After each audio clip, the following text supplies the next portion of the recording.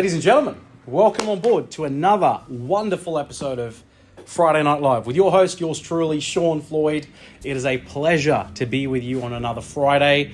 Let's get into this. So today we're going to be doing the internet's most asked questions surrounding obviously the topic of property investment version 2. We covered this last time around, and due to extremely high demand, we just want to do it all over again. So let's get right into it, right? Question number 1, how much of your mortgage should you have paid off before you consider turning it into an investment property? Now, quite technical of a question, producer Ryan, but what I really love about this question is it's taking into consideration the fact that, okay, should you have paid off a portion of your mortgage? And then B, we know that we want to be investors anyway somewhere down the line. So as a rule of thumb, you've got a couple of different variables in this question. Variable number 1 is, if you initially bought your property with a 20% down payment, and let's say it's been 3 years, 4 years, or 5 years, you'll notice a situation where the equity that has built up in that property can usually be released for free without paying something called lender's mortgage insurance. Now, lender's mortgage insurance, I'll let you research that in your own time. It is something that is due on a property every single time you owe 80% or more of the value of that property. So typically, let's answer this question in a very, very broad sense. When or how much of your mortgage should you have paid off before you consider turning it into an investment property? When it's a place where you're living in and you want to convert it into an investment property, the more mortgage there is, the better when you convert it into an investment property. And the reason being is it's actually 100% tax deductible once it's converted into an investment property. If we look at the first part of this description, where we looked at situations where we wanted to use equity from our home to be buying investment properties, then a good rule of thumb would have been to have paid off at least 80%, which is 80% LVR I'm talking about, which is 20% or more of the value of the property. That way, what you're able to do is redraw up and then use that equity as deposits to be able to buy future investment properties. But great question. Let's say you want to convert the property you're living into as an investment property. And if the rough question is, how much of it should I have paid off before I convert it?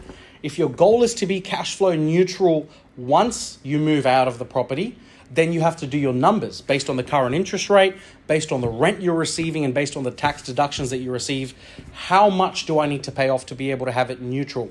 If your goal is that I just want to maximize my tax deductions, then move out straight away, because the higher the mortgage, the higher the interest payments. The higher the interest payments, the higher the tax deductions. So you're making that property work that little bit harder for you. So fantastic question.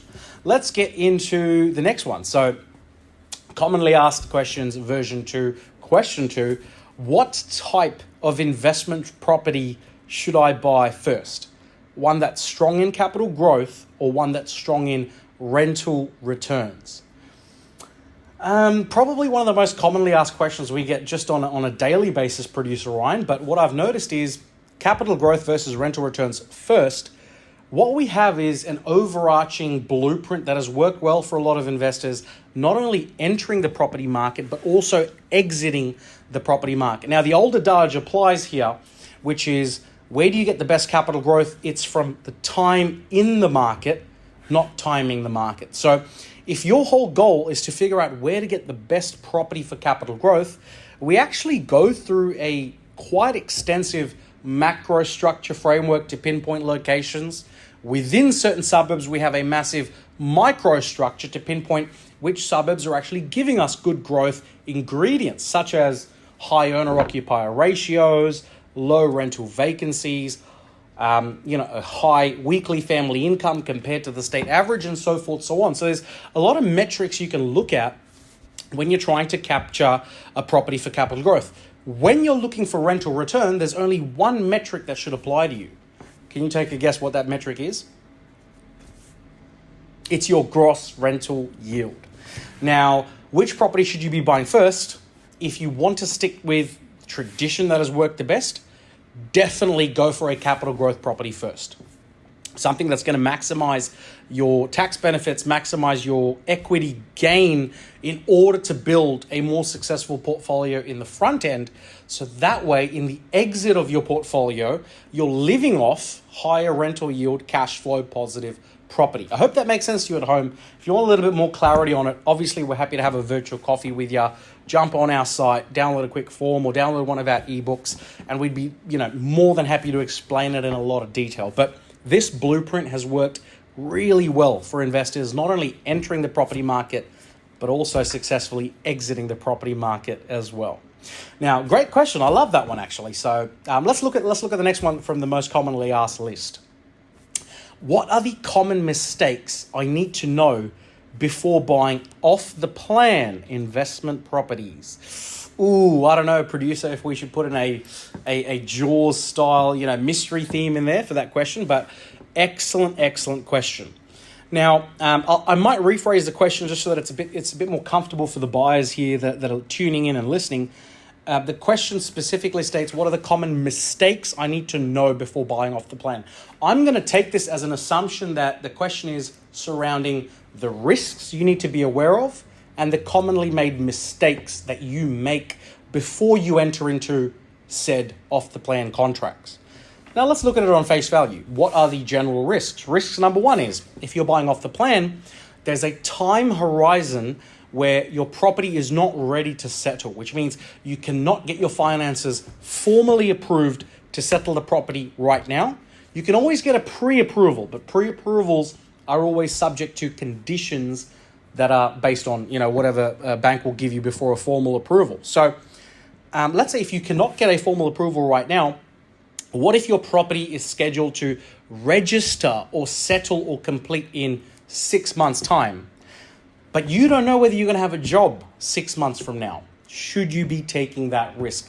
That's risk number one. Risk number two is, what if registration is scheduled to be 18 months from now? Could that be delayed? Has that happened? Is that an occurrence? The answer is absolutely yes, that can be delayed. Now, for astute investors who intentionally position themselves to buy and settle off the plan properties in the future, where they've locked in their capital growth at a certain price and they're happy to deal with the consequences if delays happen, sure, you're going to be quite happy every time you get a delay, because a delay means you've spent more time in the market at the same fixed price where your capital growth is locked in, but your prices haven't changed.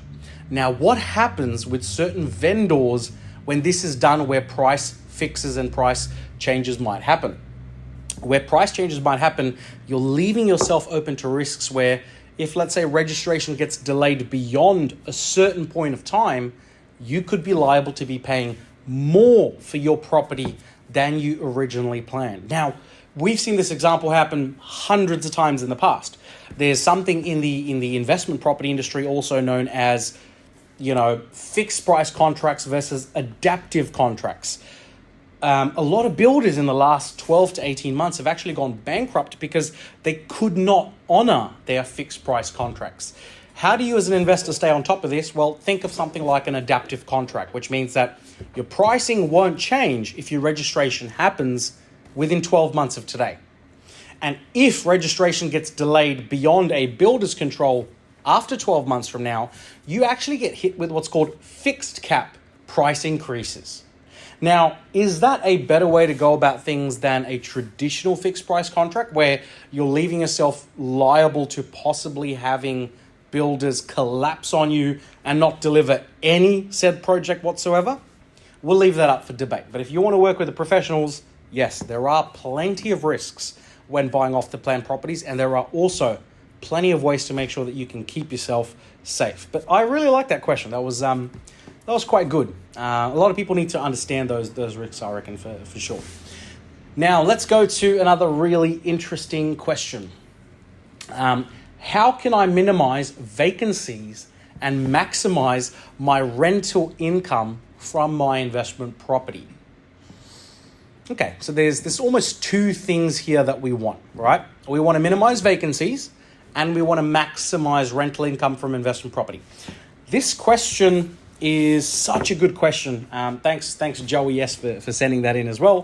The reason I say it's such a good question is because there are sometimes situations in the natural investment real estate space where you can tick both those boxes at the same time, where you're maximizing rental income and you're minimizing your vacancy period. However, in the off-season peaks, you're leaving yourself open to a lot of risks. So I'll give you a very rough example. Let's pick a holiday unit out in Cairns, which has been Airbnb'd out during the summer season, where we know there's going to be an influx of immigrants or an influx of tourists, an influx of people within Australia who are making that short stay vacation trip up to the tropical coast in order to enjoy rentals. You will see in those periods rentals soar above average levels.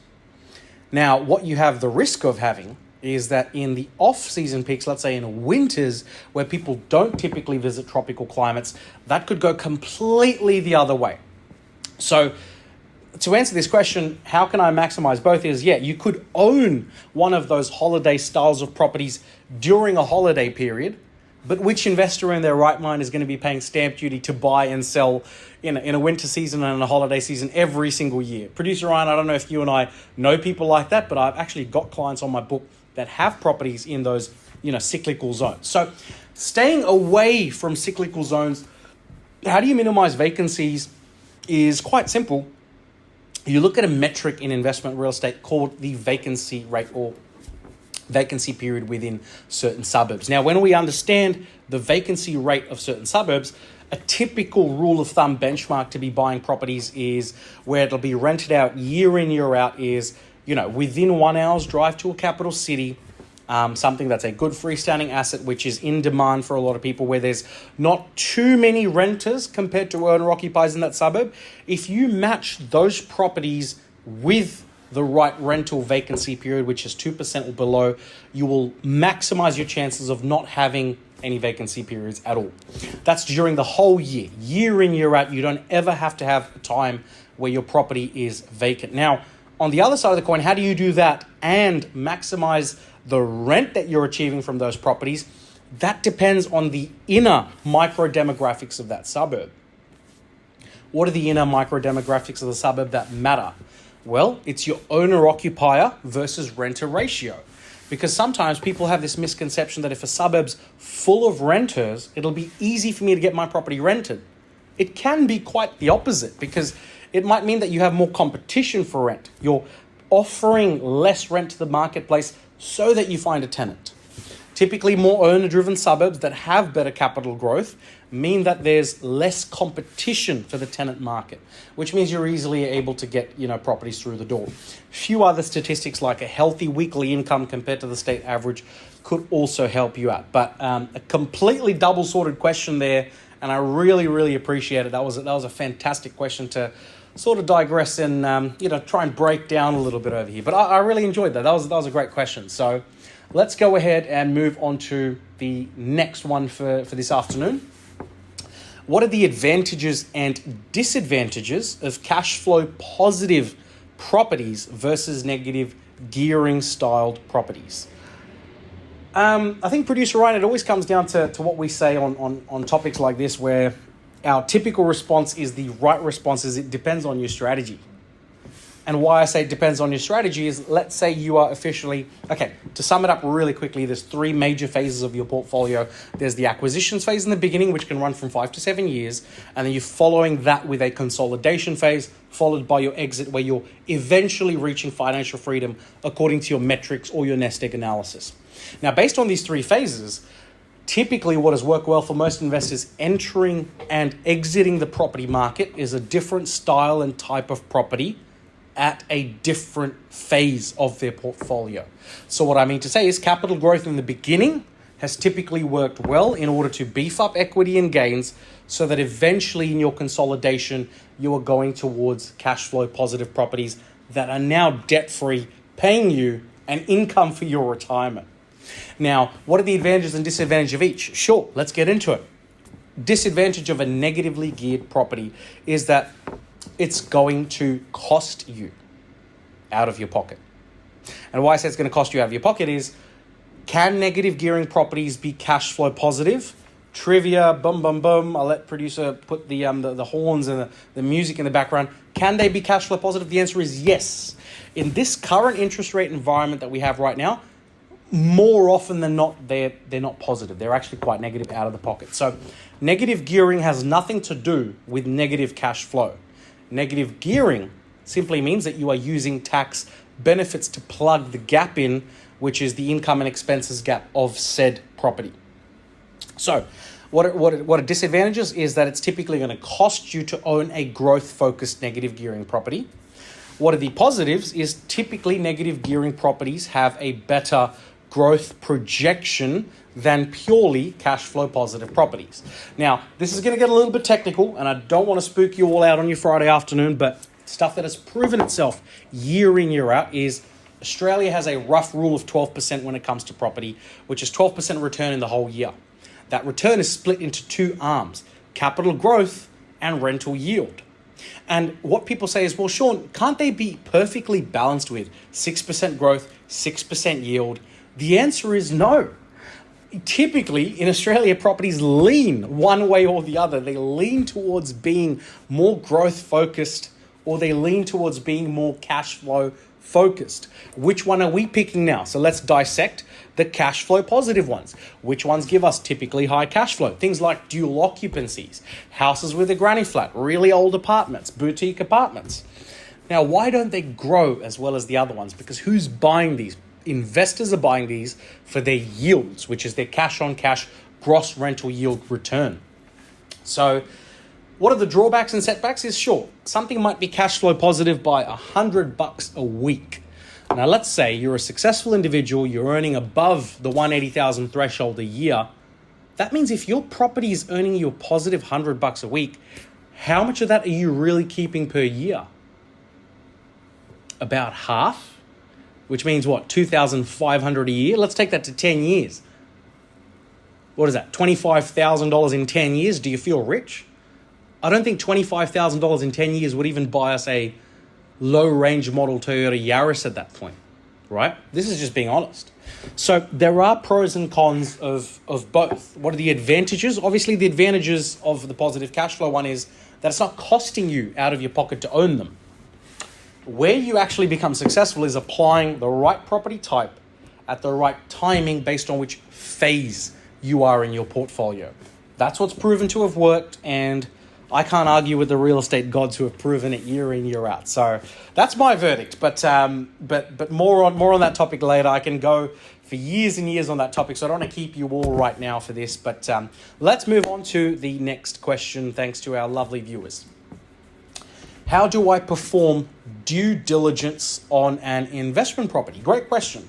Quite standard, quite broad. What would most people think for this sort of question?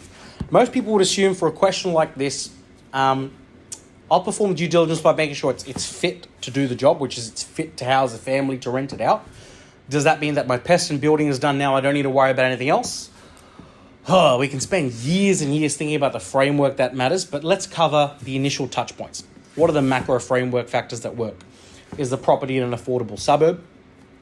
Is the property something that will attract more population in 5 years from now than it is right now, which means that I'll be having an upwards bidding trajectory compared to where I am right now?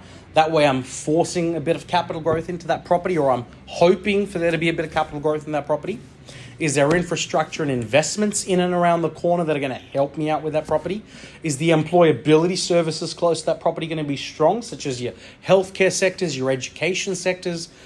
Look, we all know that after COVID, white-collar work was less important to people based on where they lived, because people were allowed the flexibility to work from home 2-3 days a week. These days, not so much. I think we're all pushing people to come back to the office, but you get the point, right? Now, from a micro perspective, how do we really do our due diligence? It depends on what we want. If we want cash flow, do your numbers on a gross rental yield. If you want capital growth, do it on metrics such as what is the owner-occupier versus renter ratio rate in that suburb. Do it on what is the affluence scoring of that suburb compared to its counterparts. Do it on projected population growth of a city council. So there's so many things you can think about, but from a broad scope, that's where I would naturally start. Now, to top it off, we've got a very special last question for this afternoon before we maybe kickstart the series once again in the future. How long should I hold on to my investment property for? Do you recommend a minimum time frame? What do you reckon, Producer Ryan? Minimum time frame? 7 years. Wow, Producer Ryan has stuck with the textbook, ladies and gentlemen, which is a good 7 years. Or, as we like to say, 7 to 12 years, which is the average cycle of what a property will do what it's projected to do. My honest response is hold on for dear life, which is aka hodl or whatever that term is. Hold on for dear life, because the longer you hold on, the better your growth. And do you really need to hold on forever if the property's done what you intended it to do? No, you don't. I had a call actually last night with one of my really close clients who's talking to me about the exit strategy of one of his properties that he's held only for 2.5 years. Why he's talking about the exit strategy was because in our initial discussions 2.5 years ago, he said, Sean, if this property reaches this milestone, it makes me mortgage free, and that's all I need from this said investment.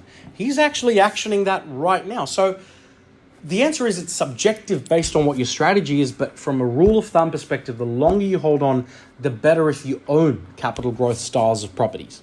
So this one, again, really depends on your strategy, but how long should you be holding from? If I recommended a minimum time frame, I would always start with bang on what Producer Ryan said, at least that 5 to 7 year horizon before you make your decisions. So that being said, it was an ultimate pleasure being with you all again this afternoon, and I thank you so much for sending in the amazing questions.